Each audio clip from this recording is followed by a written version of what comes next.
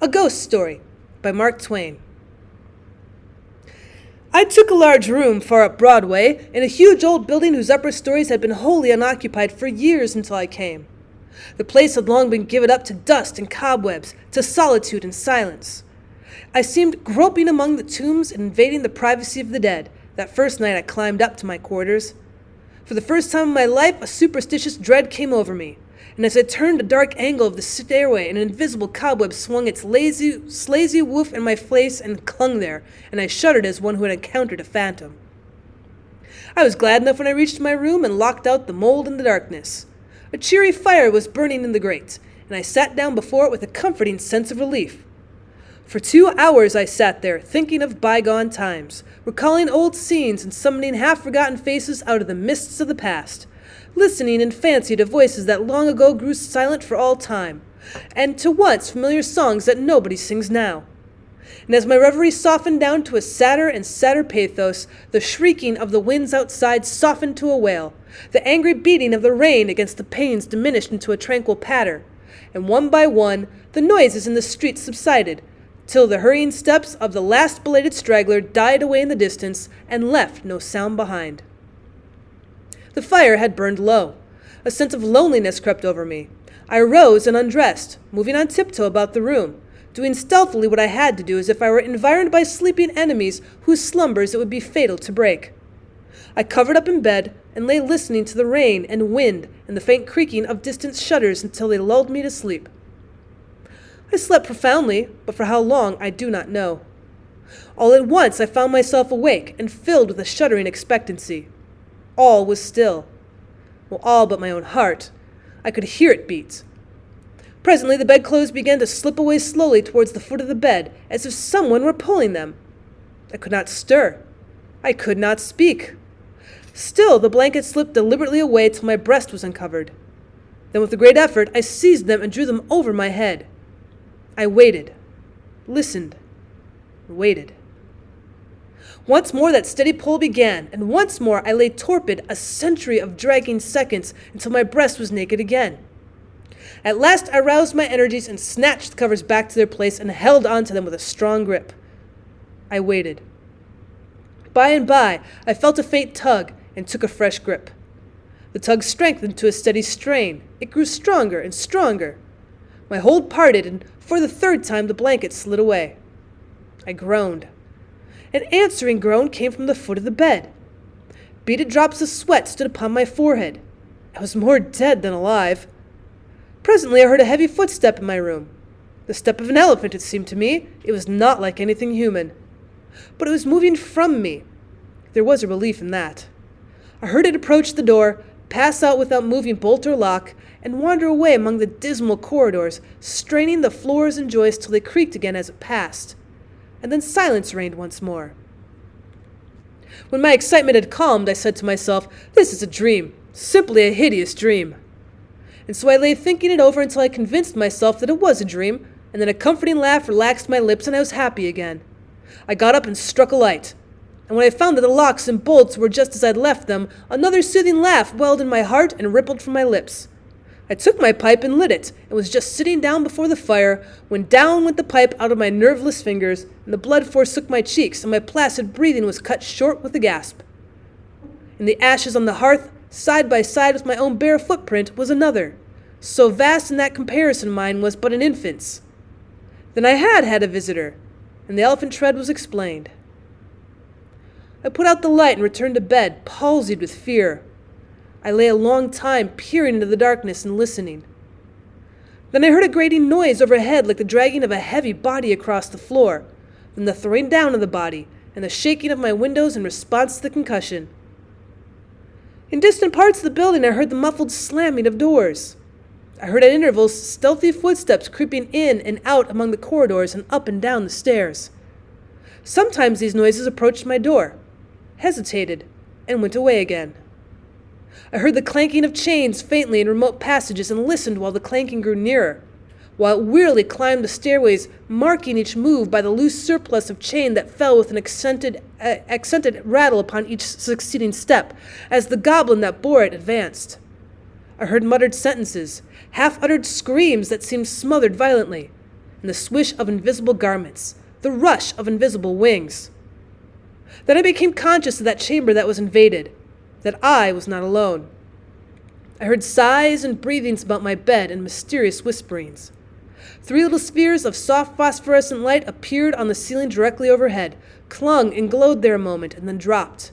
2 of them upon my face and 1 upon the pillow. They spattered liquidly and felt warm. Intuition told me they had turned to gouts of blood as they fell, and I needed no light to satisfy myself of that. Then I saw pallid faces, dimly luminous and white uplifted hands, floating bodiless in the air, floating a moment and then disappearing. The whispering ceased, and the voices and the sounds and all the solemn stillness followed. I waited and listened. I felt that I must have light or die. I was weak with fear. I slowly raised myself towards a sitting posture, and my face became in contact with a clammy hand. All strength went from me apparently, and I fell back like a stricken invalid. Then I heard the rustle of a garment, and it seemed to pass out the door and go out. When everything was still once more, I crept out of bed, sick and feeble, and lit the gas with a hand that trembled as if it were aged with 100 years. The light brought some cheer to my spirits. I sat down and fell into a dreamy contemplation of that great footprint in the ashes. By and by its outlines began to waver and grow dim. I glanced up, and the broad gas flame was slowly wilting away. In the same moment, I heard that elephantine tread again. I noted its approach, nearer and nearer along the musty halls, and dimmer the light waned. The tread reached my very door and paused. The light had dwindled to a sickly blue, and all things lay about me in a spectral twilight.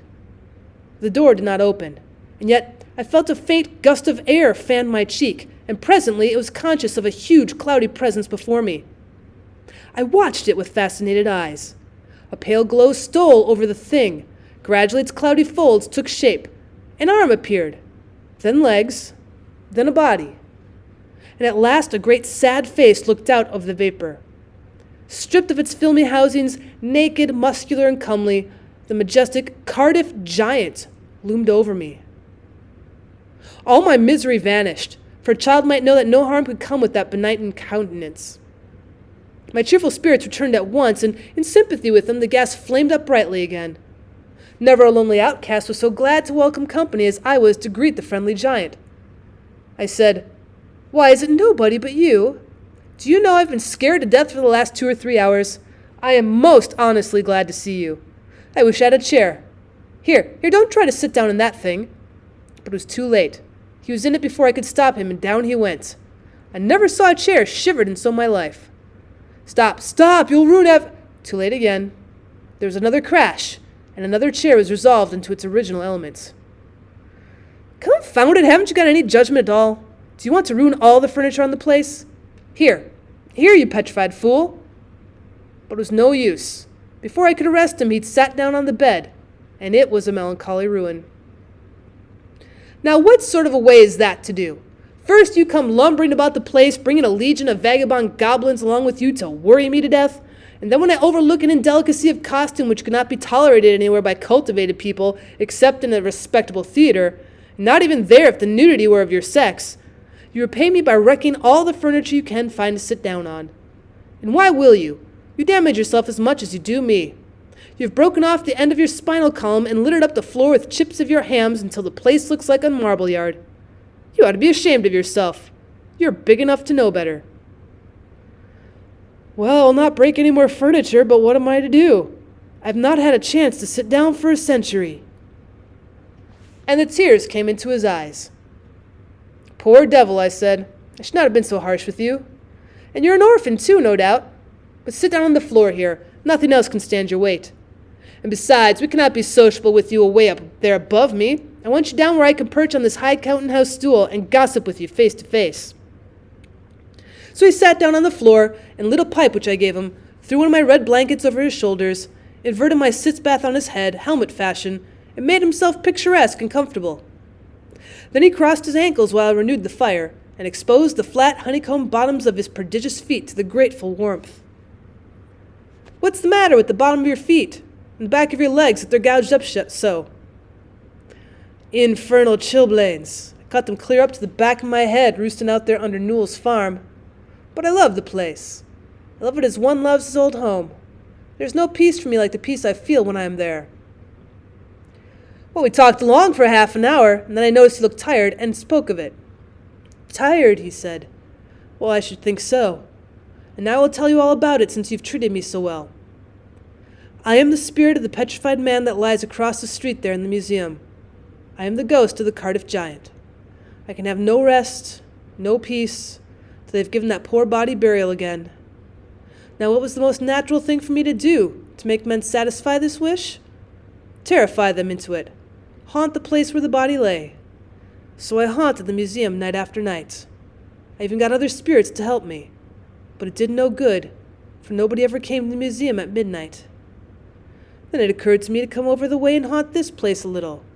I felt if I ever got hearing, I must succeed, for I had the most efficient company that perdition could furnish. Night after night we have shivered around through these mildewed halls, dragging chains and groaning, whispering, tramping up and down stairs, till to tell you the truth, I'm almost worn out. But when I saw a light in your room tonight, I roused my energies again and went at it with a deal of the old freshness. But I am tired out. Give me, I beseech you, give me some hope."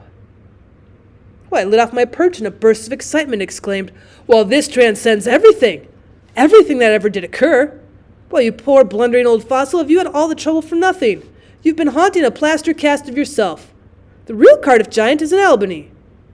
A fact. The original fraud was ingeniously and fraudfully duplicated and exhibited in New York as the only genuine Cardiff giant, to the unspeakable disgust of the owners of the real Colossus, at the very same time that the latter was drawing crowds at a museum in Albany. Well, confound it, don't you know your own remains? I never saw such an eloquent look of shame, of pitiable humiliation, overspread a countenance before.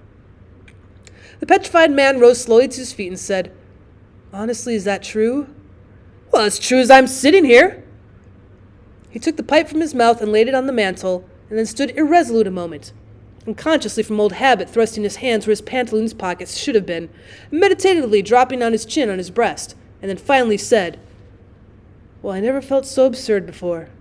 The petrified man has sold everybody else, and now the mean fraud has ended by selling its own ghost. My son, if there's any charity left in your heart for a poor friendless phantom like me, don't let this get out. Think how you would feel if you'd made such an ass of yourself." I heard his stately tramp die away step by step down the stairs and out into the deserted street, and felt sorry that he was gone, poor fellow, and sorrier still that he carried off my red blanket in my bathtub.